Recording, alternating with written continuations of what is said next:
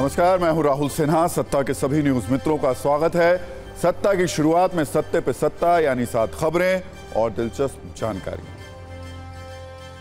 सत्ता में सबसे पहले बात करेंगे इजराइल के लेटेस्ट ऑपरेशन की, जिसके विध्वंसक सबूत दक्षिणी गाजा में देखने को लगातार मिल रहे हैं। खान यूनिस में इजराइल की बमबारी में 26 लोगों की मौत हो चुकी है।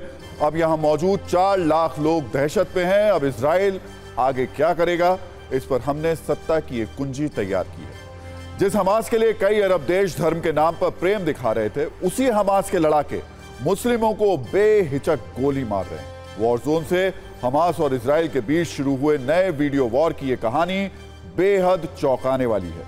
अरब देशों की आंखों पर बंधी धर्म की पट्टी को हटाने वाली है।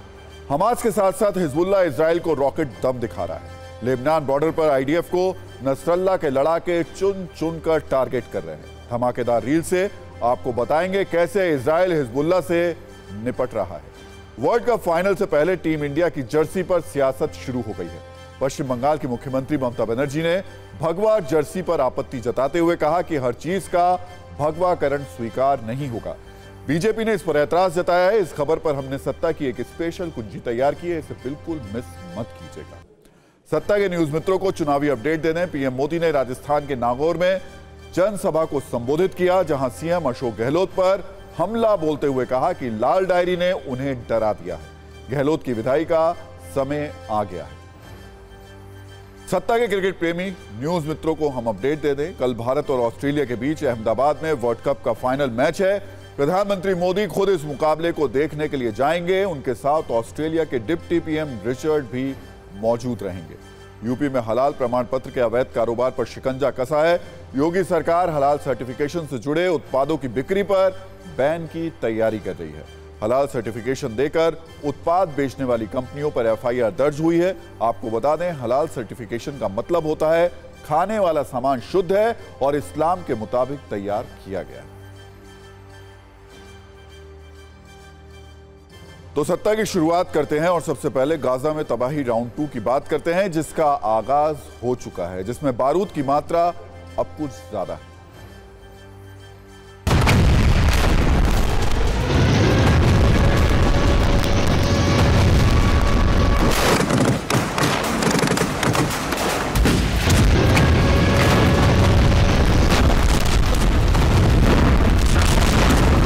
उत्तरी गाजा पर इजरायली कब्जा। मिशन साउथ गाजा का विध्वंसक आगाज।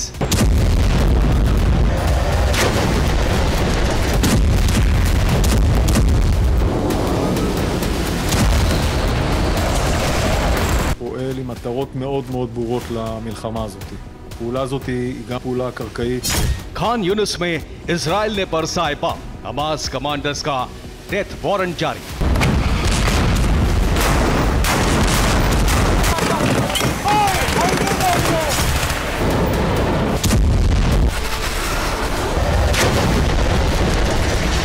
हमास ने मुस्लिमों को भी नहीं छोड़ा। अरब देशों की आंखें खोलने वाला वीडियो।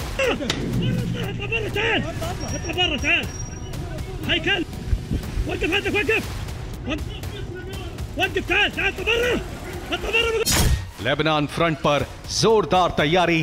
अब हिजबुल्लाह को मिटाने की बारी।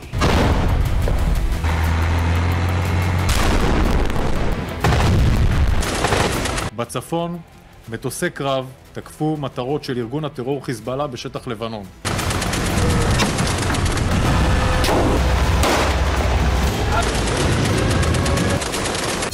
इंटरनल फ्रंट पर भी फंसा इजराइल। अब फ्यूल पर भी बटा नेतन्याहू कैबिनेट।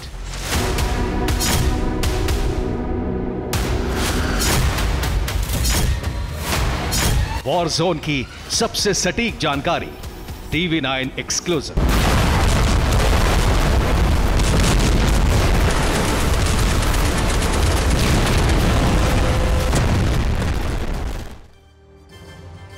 तो सत्ता में सबसे पहले बात करते हैं इजराइल हमास युद्ध के नेक्स्ट लेवल विध्वंस की, जिसमें गोला बारूद की मात्रा ज्यादा है, इंसानों की मौत की मात्रा थोड़ी ज्यादा हो सकती है। बम और मिसाइल वाले प्रहार की मात्रा ज्यादा हो सकती है, क्योंकि पिछले 24 घंटों से गाजा को लेकर जो आशंका जताई जा रही है, अब वो यकीन में बदलती नजर आ रही है। सत्ता में न्यूज मित्रों को हमने बताया था कि इजराइल उत्तरी गाजा की तरफ दक्षिण गाजा में भी हमास पर भीषण चोट करेगा। अब इसका आगाज हो चुका है। दक्षिण गाजा के खान यूनिस इलाके में हुई ताबड़तोड़ बमबारी ने इस युद्ध को रूस यूक्रेन जंग से भी विभत्स, विनाशकारी और विस्फोटक बना दिया है। मतलब ये कि हमास के संपूर्ण विनाश का डेथ वारंट तैयार हो चुका है। गाजा में बमबारी 2.0 पर विस्फोटक वीडियो कुंजी हम आपको दिखाएंगे। पहले इस पर नजर डालते हैं कि कैसे पूरे गाजा में हमास के खात्मे की उल्टी गिनती शुरू हो चुकी है। इजराइल के आक्रामक तेवर के बाद सवाल है, क्या उत्तर से दक्षिण गाजा तक हमास का संपूर्ण संगठन मिट्टी में मिल जाएगा?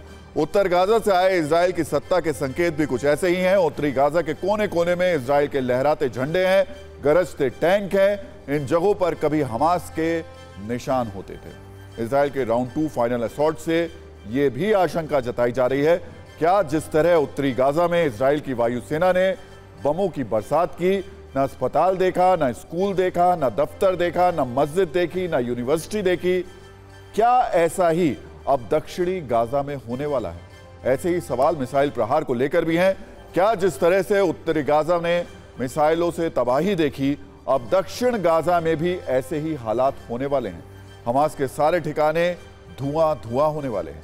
अगर ऐसा हुआ तो उत्तर से दक्षिण तक इस्माइल हानिया का एक भी लड़ाका नहीं बचेगा, क्योंकि इजराइल का दावा है कि उत्तरी गाजा में वो करीब करीब सारे लड़ाकों को मार चुका है। सबसे महत्वपूर्ण प्रश्न, उत्तर से दक्षिण गाजा तक मिटने के बाद कतर में बैठा इस्माइल हानिया क्या करेगा? उसका अगला कदम क्या होगा?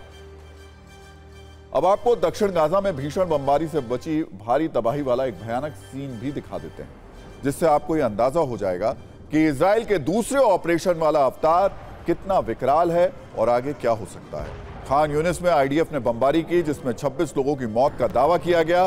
बड़ी संख्या में लोग जख्मी भी हुए। दावा है कि उत्तरी गाजा में इजराइल के अटैक से डरकर बड़ी संख्या में लोग खान यूनिस की ओर शिफ्ट हुए, जिसमें हमास के लड़ाके भी हैं। यही वजह है कि इजराइल अब इस तरफ भी तबाही ला रहा है। इजराइल की ओर से खान यूनिस को खाली करने का अल्टीमेटम भी दिया गया है। इजरायली पीएम नेतन्याहू के सलाहकार मार्क रेगेव ने चेतावनी दी। आईडीएफ ने कई इलाकों में पर्चे गिराकर खान यूनिस खाली करने को कहा। इजराइल सेना का दावा है कि खान यूनिस हमास का गढ़ है। आपको बता दें, सिर्फ खान यूनिस में ही 4 लाख से ज्यादा लोग रहते हैं। अगर पूरे दक्षिणी गाजा की बात करें तो यहां 11 लाख से ज्यादा लोगों की मौजूदगी है। इजराइल की सेना के सामने बड़ा प्रश्न यह भी है कि आगे अब क्या कार्रवाई होगी। आपको बताते हैं कैसे उत्तरी गाजा से लेकर दक्षिणी गाजा तक इजराइल का प्लान तैयार किया गया है।